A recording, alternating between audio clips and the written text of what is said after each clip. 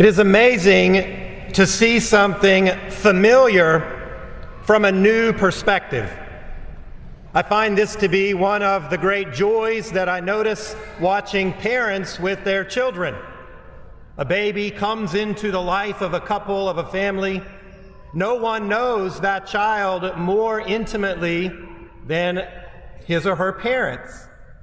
And yet, as that child grows from the earliest moments, there is a mystery of who they will be unfolding before your eyes. And there is a particular delight to watch as a child discovers the most basic things of life and the world around us.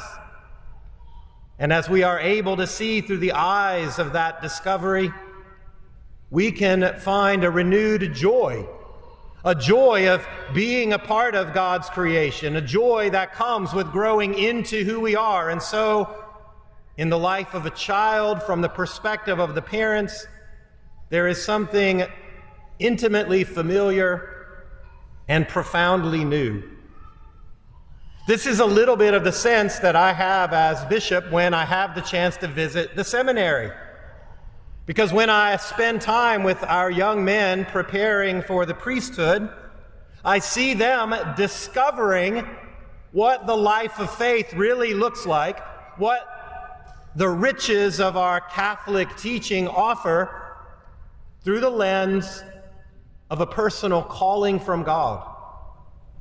And so it is a chance to be renewed for me in the joy of the faith, in the joy of the priesthood, and seeing through new eyes things that I experienced many years ago, and yet always with something new, with a richness that comes because the life of a person and the life of faith has at its heart a living God who is not static, who is always at work.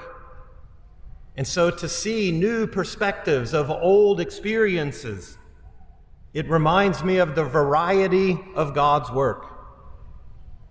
As we ordain 4 men to the priesthood, it is incredible to think of the long-term effect of their lives. Imagine for a moment what they will do in the years of their service, the people that they will encounter, the words that they speak offering faith and life and mercy, the gospel at work in them in untold numbers. The gospel today tells us, I have appointed you to go forth and bear fruit that will remain. This is the challenge that is given to you, but it is even more than a challenge, the great privilege that is given to you. This sending to go forth and bear fruit, to bear fruit that will remain, because the work that you are undertaking will not only accomplish good in the temporal lives of those you serve, but this is a good that goes for eternity. This is why we find joy in the discovery of the things of God, because deeply within us we sense, we know, these are the things that last. These are the things that matter. And so today is a moment that is brimming with potential. Brimming with potential right here in this part of God's kingdom because of the ministry that you will undertake.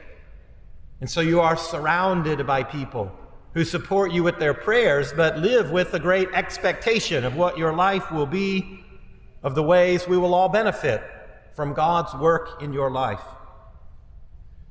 Now, of course, your lives will reflect an enormous variety of the workings of God, and so your experiences will be different. The people you come into contact will be somewhat unique to each of you. But for all this variety that we know will happen, I want to draw your attention to words spoken in our second reading today. St. Paul says, there is one hope of your call. There is one hope of your call. Now, if before this Mass I had asked you to write down what do you hope for in your priesthood, you would have all expressed it differently. The experiences that you bring to this, your outlook on the world around you, all the things that shape your ministry and what you hope to accomplish, that would be expressed differently. But I want to remind you today that for the variety of the way you express it, there is only one hope.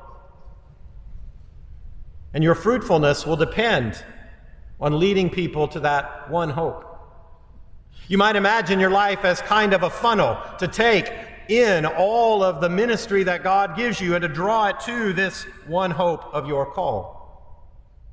It might seem like a contradiction because we have so many things that we want to accomplish, and we know that your life will go in different ways. But Paul, he clarifies this sense of the one hope. He says it is because there is one Lord, one faith, one baptism, one God and Father of all. There is this one hope because there is this one God. And in that one God, we are called to share life itself. So the variety of your life, well, all of that is a variety of expression of the one work, of the one God, of the one hope of your call. And so with all of the different ministries that will mark your life, all of the different ways that you will be different, please remember that your success as a priest does depend on drawing people into the one hope, the one God and Father of all. The fruitfulness of your life is because you are receiving from God the one priesthood.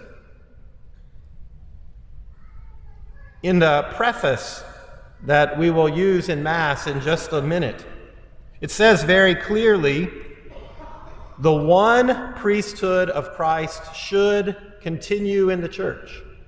The one priesthood, the one moment, the one person that gives life and power to all we do. On this weekend of Pentecost, we see how this works because the one Jesus who called his own priests to himself and sent them out, well, he made it so that their fruitfulness depended on his own Spirit given to them, and to particular ones called out of the community of faith, so that the priesthood in particular could be given, so that the sacrifice of Jesus for the salvation of all humanity, this is the ministry that is given to you, the one priesthood of Christ that is expressed in your words and captured in your hands. This is the privilege that you have, so that all of God's people may be drawn into the one faith. The preface continues, in this one priesthood of Christ, he chooses brothers to share his ministry. And so never lose sight of the fact that what you do is his ministry. It belongs to him. He is the one that has called you. And just as he tells us, we only bear fruit as branches connected to the vine. If you cut yourself off with your own desires and pursuits, the work you do will die. But if you funnel the people of God and the message that you speak and the work you do into the one hope of your call, the one God and Father of us all, then it will bear fruit for eternity. From this day, I urge you to be intentional about your identity, to recognize that in your priesthood you belong to Christ. That because of the sacrament that you are about to receive, this gift of holy orders, you will be joined to the one priesthood of Christ in a mysterious way that you will never fully understand. And yet, despite our inability to grasp it fully, every day will offer you a renewal in your own identity, a deeper understanding of who you are and why he has called you. The mystery of the one priesthood of Christ that you share is a mystery that can reveal new meaning every day, but you must commit yourself to the search for that meaning, to the recognition of who you are. And the more fully you come to grasp your own identity as sharing in the one priesthood, the more your life will reflect to the people of God the one hope of your call. The more ready they will be to hear the Lord's voice and be drawn into the life of the one God and Father of all. And so commit yourself to a daily prayer that explores the one priesthood of Christ, so that the ministry that marks your activity will flow from who God has made you to be and the calling that you have accepted. Christ will reveal himself to you and through you. Do not bury the gifts that you have received. Take up the variety of your life and ministry with great confidence, because if you connect your ministry to that life of prayer, then you will draw souls to Christ. In your priesthood, you will meet countless people precious to God, and you will face an endless variety of situations. But for it all, remember, there is one hope for your call, one Lord, one faith, one baptism, one God and Father of all.